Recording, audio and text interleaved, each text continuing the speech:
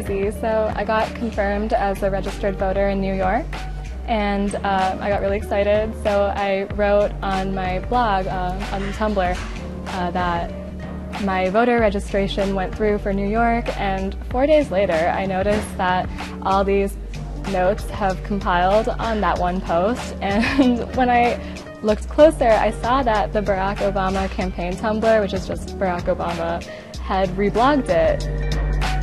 Obama coming into this campaign had millions of more followers than Romney. He started his social media initiative back in 2008. Barack Obama is using everything from Facebook to Twitter to Instagram to Google+.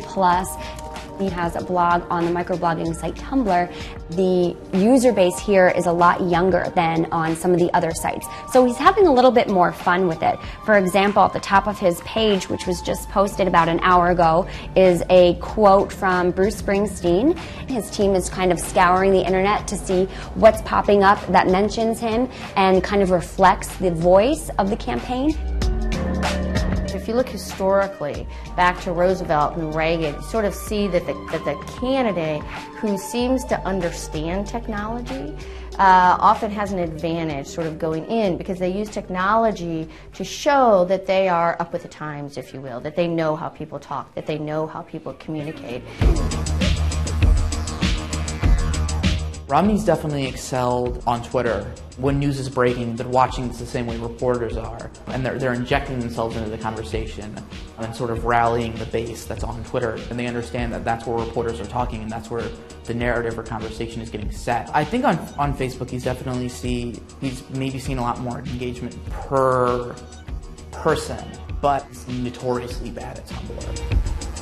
We've seen both in 2008 and in 2012 the Obama campaign having an edge over the Republican candidate in terms of its use of digital technology to reach constituents and to reach voters. But the sort of makeup of Twitter and social media skews younger.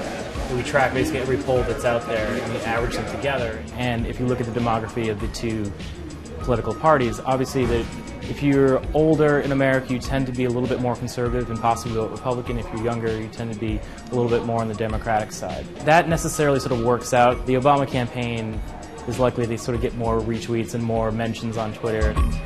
Neither campaign is really taking full advantage of the social media element of social media, if you will. There's very little retweeting, for example, of a citizen's post or a citizen's comment.